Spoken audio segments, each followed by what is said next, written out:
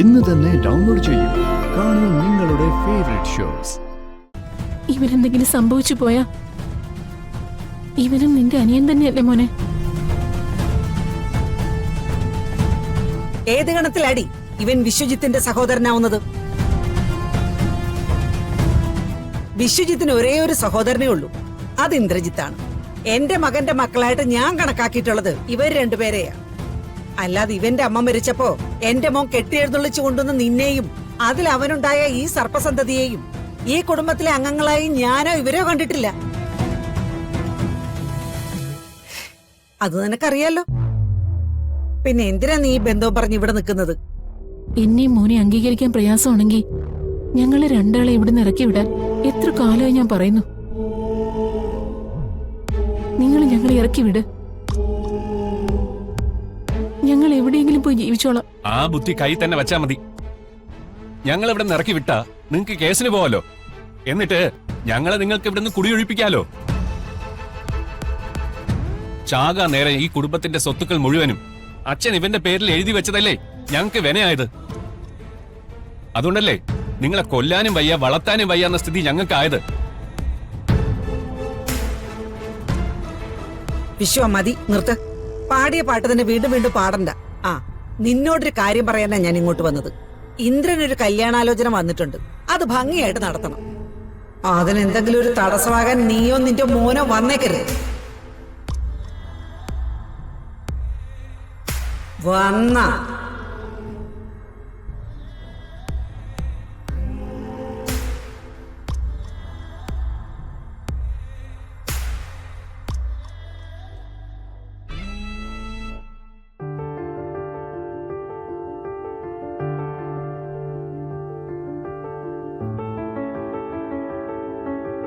അമ്മേ,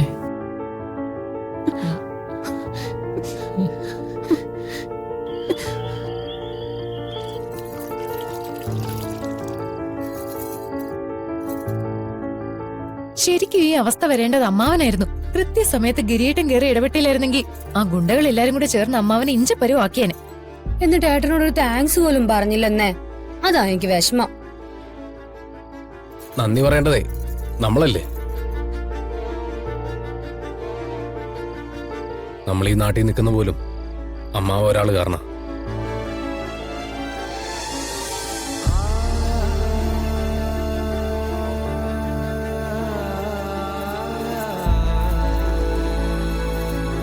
കുഞ്ഞി,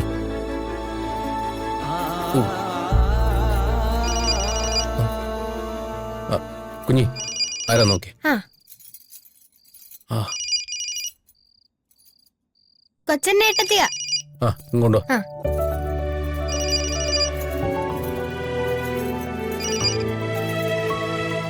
ചേട്ടത്തി പറഞ്ഞോ. ആ മോനെ ഗിരി, ആ, നമ്മുടെ രത്നമൊക്കെ നല്ലൊരു ആലോചന വന്നിട്ടുണ്ട്. എന്താ ജോലി? ദുബായിൽ ജോലി ചെയ്യുവാ. ചേട്ടത്തി, ദുബായ് എന്ന് പറഞ്ഞോണ്ടായില്ല. എത്ര എത്ര ആളുകളാ അവിടെ ഓരോ തരത്തിലുള്ള ജോലികൾ ചെയ്യുന്ന. നമ്മുടെ ആളെ അവിടെ എന്ത് ചെയ്യാന്ന് പറ. ആ, എഞ്ചിനീയറാ. ആളിപ്പോ ദുബായിലാ, നാളെ നാട്ടിലെത്തും.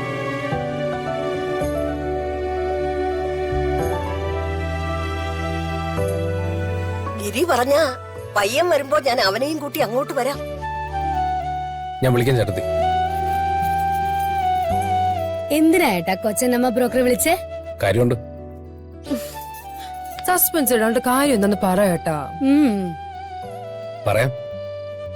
ഞാൻ ആദ്യം അമ്മാവനൊന്ന് കാണട്ടെ.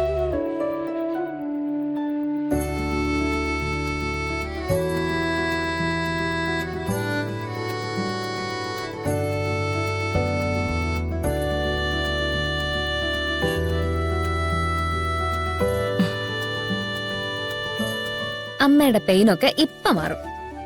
മാറിയാ മതിയായിരുന്നു. ഈ മരുന്ന് തന്നിരിക്കുന്നതേ ഡോക്ടർ പാർവതിയാ. അമ്മയ്ക്ക് ധൈര്യമായിട്ട് വിശ്വസിക്കാം. പിന്നൊരു കാര്യം ഞാൻ പറയാം. സ്വന്തം ആരോഗ്യം ശ്രദ്ധിക്കാതെ സൗഭാഗ്യക്കുട്ടി ഓടി നടന്ന് ജോലി ചെയ്താലേ കൈമുട്ട് വേദന മാത്രല്ല പല വേദനകളും വരും.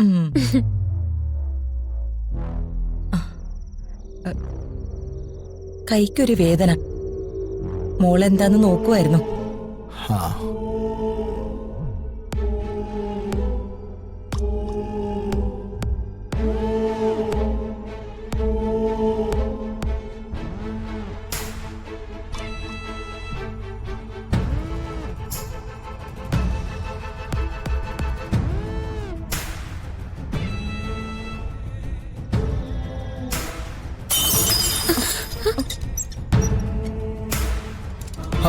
അയ്യോ,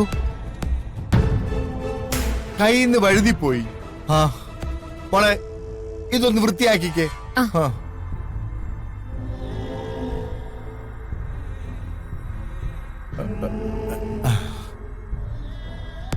ഭാഗ്യേ, നിന്റെ കയ്യിലെ വേദന മാറിയോ? മോള് തൊട്ടപ്പോ തന്നെ വേദന കുറച്ച് മാറി. ഓ, നല്ല കൈപ്പുണ്യുള്ള ഡോക്ടറാ അവള്. ഒരു ഡോക്ടർ കുഴല് പിടിക്കാൻ വിട്ട സമയത്ത് കുപ്പ കോരാൻ പഠിപ്പിച്ചാ മതിയായിരുന്നു.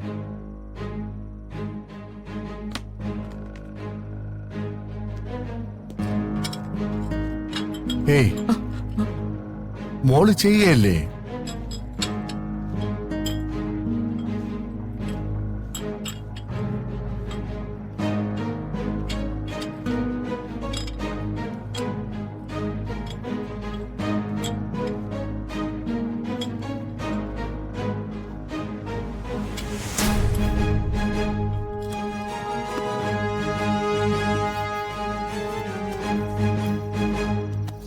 മോളെ, മോൾ ഇനി പ്രാക്ടീസ് ചെയ്യേണ്ടത് MBBS പഠിച്ചൊന്നും അല്ല. ഒരു മരുമകളായിട്ട് ചെന്ന് കേറുമ്പോ ആ വീട്ടിൽ ചെയ്യേണ്ട കാര്യങ്ങളാ. കുടുംബവും കുട്ടികളൊക്കെ ആയി കഴിയുമ്പോ ഒരു പെണ്ണിനെ സംബന്ധിച്ചിടത്തോളം അവളുടെ ഉത്തരവാദിത്തങ്ങളും കൂടും. അതെന്തൊക്കെയാണെന്ന് നീ ഇത് അമ്മയോട് ചോദിക്കും. അമ്മ മോക്ക് കാര്യങ്ങളൊക്കെ വിശദമായിട്ട് പറഞ്ഞു തരും.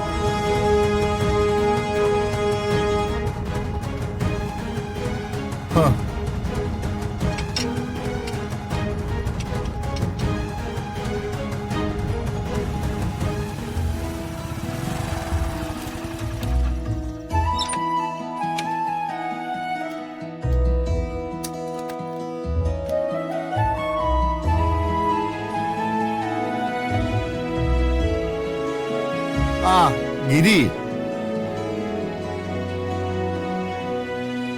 എന്താ ഗിരി? ഞാൻ ഒരു കാര്യം പറയാൻ വേണ്ടി വന്നാ. ഗിരിയുടെ മുഖം കണ്ടാൽ അറിയാം എന്തോ സന്തോഷമുള്ള കാര്യ. അതെ അപ്പച്ചി, സന്തോഷമുള്ള കാര്യം തന്നെയാ. അതാദ്യം അമ്മാവനോട് പറയാന്ന് കരുതി. രത്നക്കുട്ടിക്ക് ഒരു കല്യാണാലോചന ബ്രോക്കർ കൊച്ചന്റെ ചേട്ടത്തി കൊണ്ടുവന്ന. കൊച്ചെന്ന ചേട്ടത്തി കൊണ്ടുവന്ന ആലോചനയാണെങ്കിൽ പിന്നെ പേടിക്കാനൊന്നുമില്ല. അതിപ്പോ പേടിക്കണോ വേണ്ടെന്നൊക്കെ കല്യാണ ശേഷമല്ലേ പറയാൻ പറ്റൂ.